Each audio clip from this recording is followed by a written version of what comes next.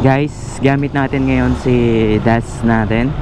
At magbibigay na tayo ng review sa kanya after 8 months na paggamit sa kanya.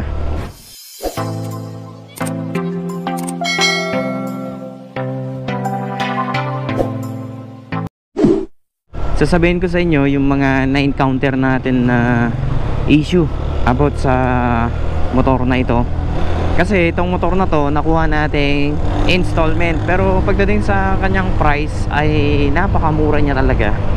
Hindi mo aasahan na sa ganitong presyo makakakuha ka ng matibay na scooter. Kasi kapag ganong presyo kasi sa mga ibang brand, especially yung mga Rossi, Motorstar, actually ano na rin yung mga yan, matitibay na rin yung mga motor na yan at subok na, pero iba talaga yung naibibigay nitong ating Das Prime. At nasubukan natin yon.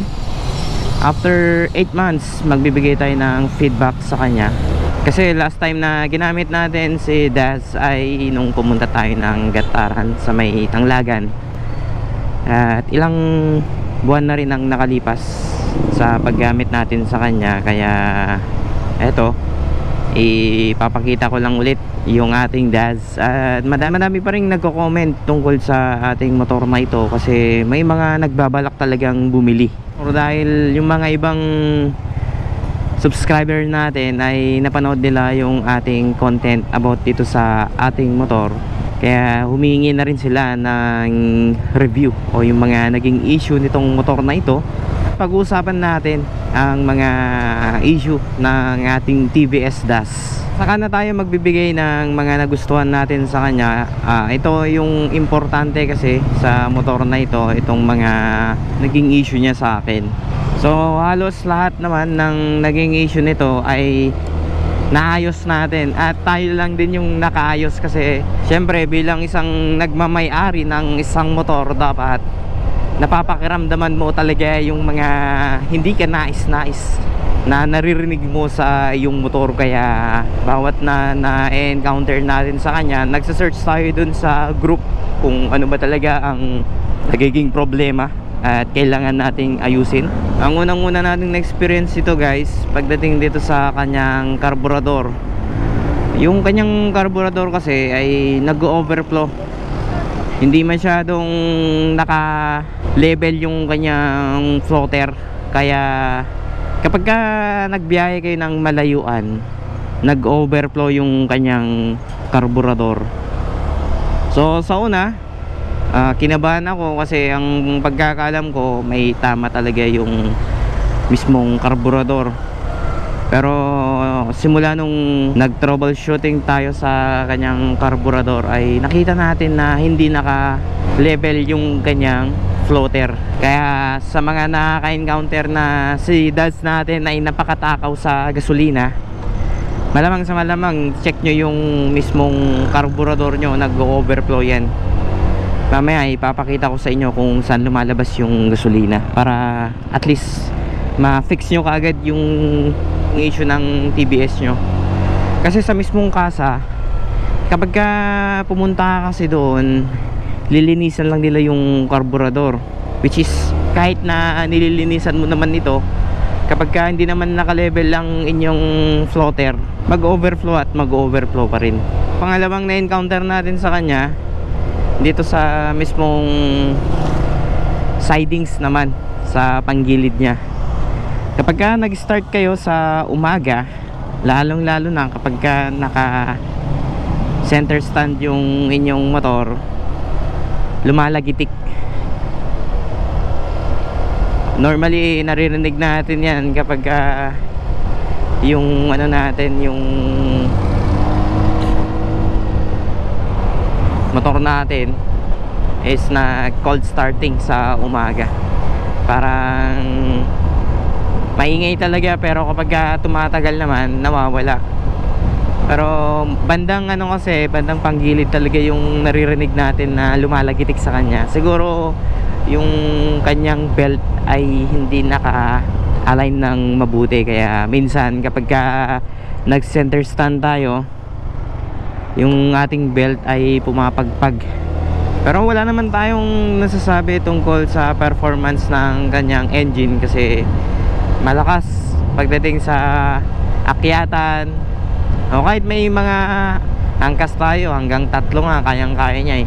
Alam naman natin kapag ganitong 110cc na motor, kung naghanap ka ng top speed, eh hindi ito yung para sa'yo. Kasi etong motor na to, nagte-top speed lang siya kapag may kasama tayo.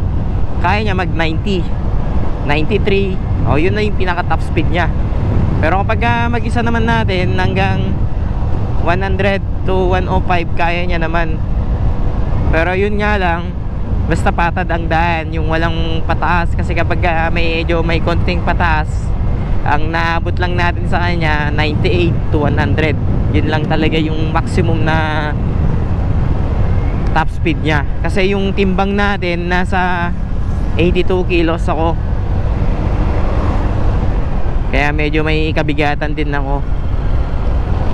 Tapos yung pangatlong na-encounter natin sa kanya na issue, yung mismong cover ng ating sidings ay nagagasgas. So bakit nga ba nagagasgas yung ating side cover sidings? Kasi ito yung issue, ipapakita ko sa inyo. So ito yung sinasabi nating issue niya. Etong nandito, itong nasa gilid niya. Ewan ko kung nakikita nyo. Itong tinuturo ko dito. Yan. So kapag na-encounter nyo yung ano niya, itong side niya na nagagasgas, huwag kayong gagalaw ng kahit ano dito sa kanyang shock. Kasi nagpalit ako dito sa shock niya, nagpalit ako ng pang Honda Click. So medyo tumaas siya. Pero ang naging advantage siya naman nito ay masyado siyang matagtag. So konting butas lang, hindi mo talaga mararamdaman na merong shock eh. Parang wala siyang shock na ano, matigas yung mismong ano niya, suspension niya. Kaya naisipan ko na hanapan talaga ng solusyon itong ganitong issue niya. Kasi simula din nung nilagay ko yun, ayan, mas lalong na ano, mas lalo siyang na gas-gas tuloy. Ayan, kaya ang ginawa ko noon ay binaklas ko tong side niya. So lipat lang tayo ng lugar para may pakita ko sa inyo kung ano yung ginawa natin. Sa bali yung ginawa natin dito guys ay tinanggal ko tong buong fairings sa likod, pati ito. Tapos dito na part, meron kasing mga ano to, may tatlong screw. Tatlo ba to?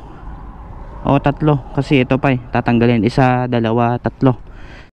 So ayan, kapag natanggal nyo yan, ito kasing part na to, nakausog siya doon noon. Tapos ang ginawa ko dito sa loob niyan, meron kasi siyang parang bushing na naka-intact dito sa mismong fairings na to. Tapos siyempre kapag nakausog siyang ganito, nakausog siya, nagpapaloob. Ayan, nagpapaloob. Ngayon ang ginawa ko, naglagay ako ng stopper. So naglagay tayo ng washer. Naglagay tayo ng dalawa.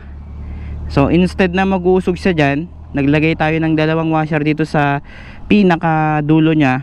Ayun, kaya umusog siya dito. Kaya kung mapapansin nyo, ayan na, kitang kita na. Kasi dito sa mismong apakan dito sa likod ay meron siyang bakal talaga. Bakal talaga yun, hindi siya plastic o anong klaseng matigas na ano na plastic. Talagang bakal talaga. Kaya yan, kiniskis niya talaga. So kapag hindi natin nasolusyonan yan, siguradong mabibitak tong itong cover sidings natin. Kaya nagtanong din ako sa mismong Motor Ace kung ano yung pwedeng solusyon dyan. Pero ang sabi nila normal lang daw. Pero syempre hindi naman normal yung ganito. Kaya ako na yung gumawa at nag-fix sa problema nitong motor na to. So anyway, yun lang naman. Tatlo lang talaga yung na-encounter natin dito na issue nya.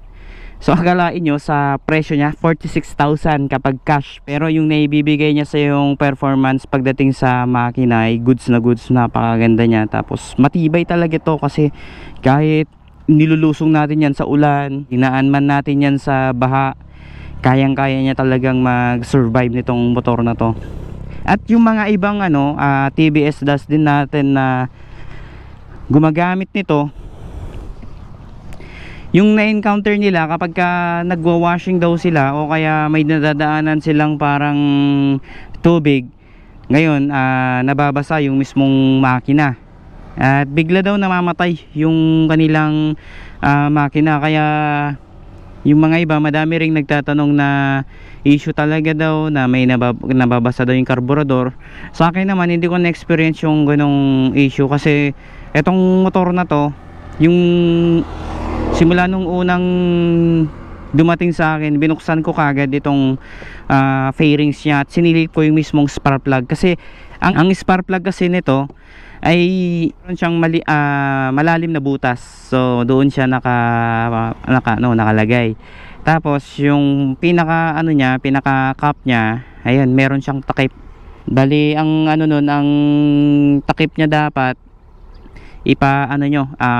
ibalot nyo lahat doon sa mismong butas. Kasi kapag ka hindi nakabalot sa mismong butas yun at may nadaanan kayong basa or kaya linis kayo ng motor, ngayon kapag napasukan kasi yun, pwedeng hihinto yung makina nyo. Syempre mawawalan ng kuryente, kung baga mababasa yung spark plug. Kaya ang dapat na gawin nyo ay ibalot nyo ng mabuti yung mismong spark plug cover nya.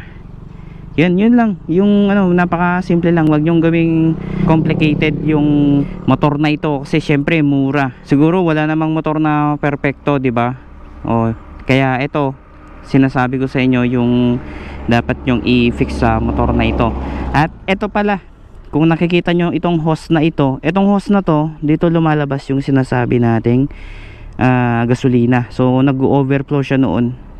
Pansin nyo, wala na siyang tulo. Ayan. So yan kasi nakalagay siya dito na part dyan, tapos tumutulo dito, nakita ko at napansin ko, tapos inamoy ko gasolina. So ito pala yung breather ng karburador. Kaya ko siya nilagay dyan para mapansin ko kapag may tumutulo, kailangan nating i-adjust ulit yung kanyang floater. So yan lang yung natin na encounter natin sa kanya. Sa kanyang naman, handling, napaka-stable niya naman. Wala akong nagiging problema sa kanya. Sa gasolina lang, talagang saktuhan lang naman yung gas consumption niya, kasi umabot din tayo ng 37 km per liter. Kaya goods na goods naman yung yung gas consumption niya. At ito pa yung napansin natin sa kanyang upuan pala. Ito, madali siyang mapunit dito sa part na to. Kaya titigin ako ng pwede nating ipalit dito sa ating seat cover natin para matakpan. Yung in-upgrade naman natin sa kanya, so since nagpalit tayo ng shock noon, binalik natin yung stock na shock niya. Stock yan. Tapos ito, bali itong mini driving light natin galing sa kaibigan natin to. Ito yung pinagpalitan niya. So bali pina-install lang din natin ulit sa kanya. O kung gusto nyo makita at gusto nyo rin matulad yung bracket nya, ayan yung flat bar lang to na bracket. Tapos ganun din sa kabila. Kung ano yung ayos nun, ganun din dito.